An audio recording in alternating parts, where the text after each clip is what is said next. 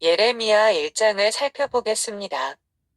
예레미야 1장 1절에서 3절은 선지자의 배경을 보여주고 있습니다. 1장 1에서 3절은 예레미야 전체의 서론에 해당하는 부분입니다.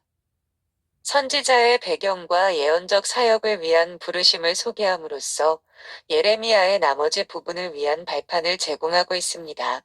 특별히 선지자에 관한 개인적인 정보와 예레미야 메시지의 신적 기원, 그리고 예레미야의 사역이 진행되었던 연대 등을 제공하고 있습니다.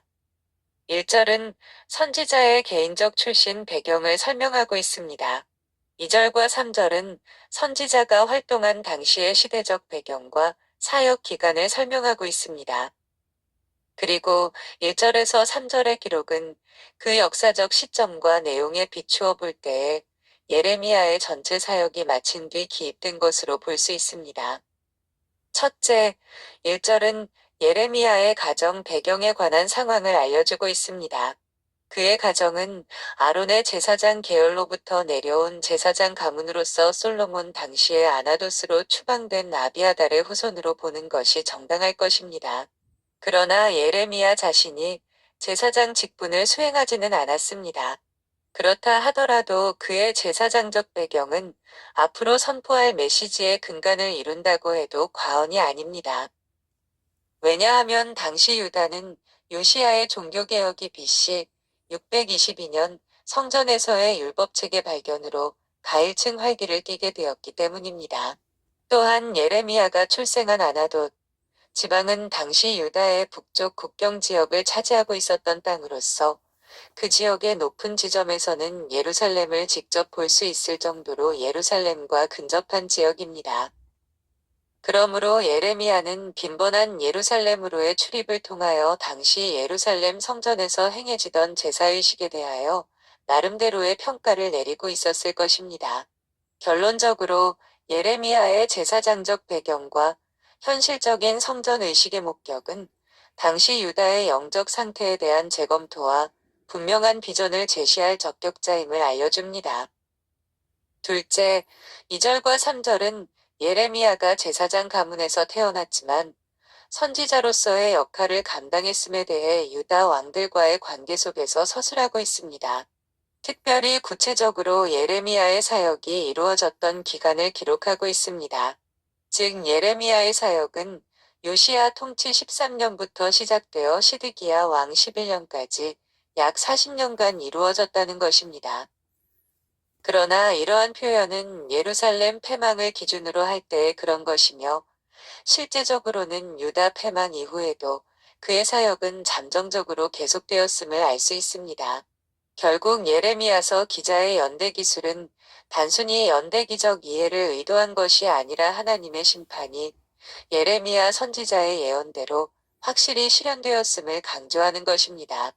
그런데 예레미야에게 하나님의 말씀이 임한 요시야 통치 13년은 BC 627년으로서 성전에서 율법책의 발견이 있기 5년 전입니다.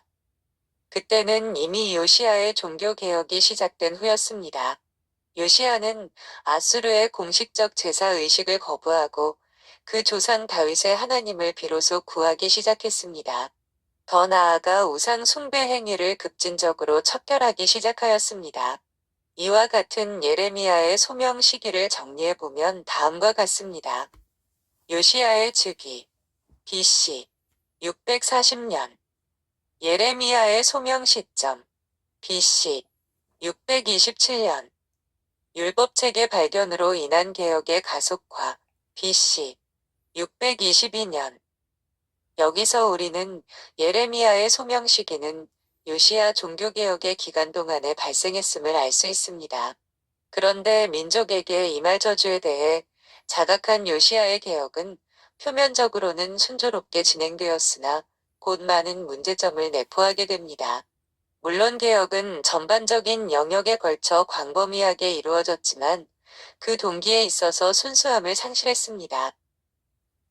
즉 개혁이 이전 모세 언약에서 이루어졌던 율법의 근본적인 이해 곧 하나님을 진심으로 사랑하는 것의 발로에서 이루어지지 않고 시간이 지남에 따라서 외적으로는 아수르에 대한 민족주의적 자긍심에 반로해서 내적으로는 그들의 성전 존립에 대한 거짓 희망 속에서 이루어졌던 것입니다. 바로 이런 맥락에서 요시야의 종교개혁은 점차 그 본질에서 벗어나 일시적이고 피상적인 수준에서 이루어짐으로써 하나님의 심판의 임박을 재촉하게 되었던 것입니다. 우리는 바로 이러한 상황 속에서 하나님의 말씀이 예레미야에게 임하였음을 살핌으로써 본서 전체에 드러난 예레미야의 메시지를 효과적으로 이해할 수 있게 되는 것입니다. 이상의 본단락을 통하여 우리는 하나님께서는 바로 역사의 원동자이심을 알게 됩니다. 동시에 하나님의 역사 개입은 항상 언약 백성의 삶의 현장과 밀접하게 연관되어 있음을 깨닫게 됩니다. 그 다음 1장 4절에서 19절입니다.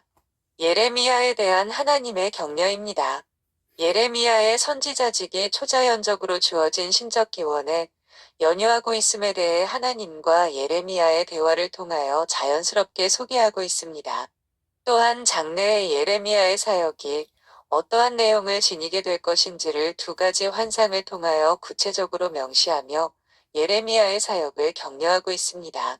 이러한 본 단락의 내용은 앞 단락에서 시기적으로 지적된 예레미야의 사역의 내용이 바로 유다에 대한 하나님의 심판이라는 사실을 분명하게 보여주는 역할을 합니다.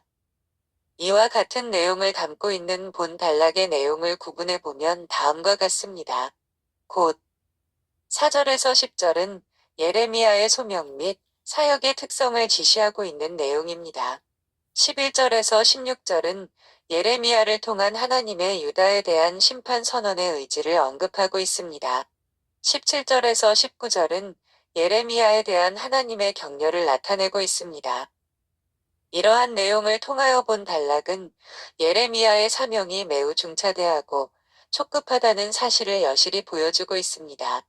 동시에 예언의 방법과 성취가 하나님 자신에 의해 직접 실현될 것임을 알려줍니다. 한편 본 단락에는 두 가지의 표현 방식이 두드러지게 사용되고 있습니다. 첫째로, 대화법을 들 수 있습니다. 본 단락은 소명에 대한 분명한 의식이 예레미야에게 임했음을 보여주기 위해 모세, 이사야 등의 경우와 마찬가지로 하나님과 문답한 내용을 소상히 기록하고 있습니다. 사실 이러한 특별한 경험은 사역 기간 중 부딪히게 될 많은 핍박 중에서도 좌절하지 않고 하나님의 말씀을 계속적으로 선포할 수 있는 힘을 제공해 줍니다. 둘째로, 상징법의 사용을 들 수 있습니다. 특별히 본 단락에서는 두 가지의 환상을 통하여 하나님의 말씀이 어떻게 가시적인 표상을 수단으로 임했는지를 보여줍니다.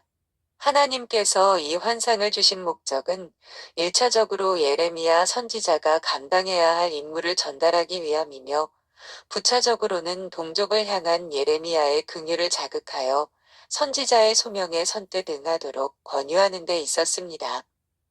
이상의 사실들을 염두에 두면서 본 단락에 나타난 내용적 특성을 서술해 보면 다음과 같습니다. 첫째로, 예레미야 개인의 소명이 단순히 유다에만 국한되지 않고 전우주적임을 보여주고 있습니다. 이 사실은 예레미야가 사역 중간기에 선포했던 이방 나라에 대한 예언을 통하여 분명히 확증됩니다. 하나님의 계획은 유다에 대한 심판과 아울러 이방 나라의 심판을 동일한 맥락 속에서 진행시키는 것입니다. 왜냐하면 장래에 발생하게 될 유다의 멸망은 단순히 유다만의 상황이 아니라 주변의 나라, 더 나아가서는 모든 나라에 있어서 새로운 국면을 야기시키는 전 성격으로 발전하게 될 것이기 때문입니다. 둘째로, 예루살렘 심판의 필연성을 두 가지 환상에 의통하여 상징적으로 설명하고 있습니다. 이 두 가지 환상들은 하나님의 의지와 약속을 말하는 것으로서 예레미야에 의해 선포될 하나님의 말씀이 시행되는지를 하나님께서 직접 지켜보시겠다는 의미입니다.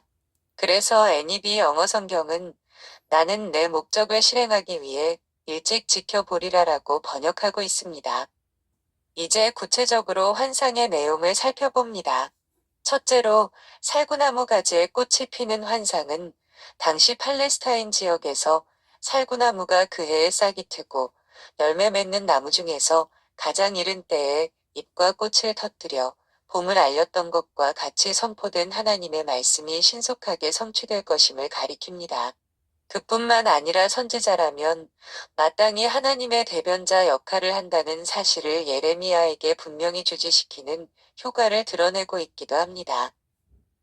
둘째로, 끓는 가마의 환상은 첫 번째 환상에 보였던 하나님의 심판 의지의 실현을 가리키는 것으로서 유다의 언약 파기, 곧 그들의 우상 숭배에 대한 하나님의 보응이 참혹한 재앙으로 귀결됨을 의미합니다. 결국 이 예언은 유다가 북쪽 바벨론의 침입으로 멸망된다는 사실에 대한 예언입니다. 선지자에 대한 하나님의 강한 권고가 격려의 말씀으로 기술되어 있습니다. 이 내용은 단순히 선지자에 대한 보호와 안전을 약속하기 위하여 주어진 것이 아니라 장래의 선지자의 메시지가 갖게 될 성질을 간접적으로 암시하는 역할을 하고 있습니다. 예레미야는 당시 유다 주민들의 영적 상황을 간접적으로 설명하고 있는 것으로서 표면적으로는 예레미야의 심판 선포에 대한 그들의 반항을 예측하고 있지만 실제적으로는 하나님과의 언약을 저버린 유다의 배신을 지적하고 있는 것입니다. 이상과 같은 본단락을 통하여 우리는 다음과 같은 교훈을 깨닫게 됩니다. 첫째, 하나님께서는 친히 자신의 계획을 위하여 부르신 자에게 능력과 강건함을 허락해 주신다는 것입니다. 둘째로, 언약 백성이 하나님의 말씀을 무시하고 반역할 경우에는 반드시 그 보응을 받게 된다는 사실입니다. 감사합니다.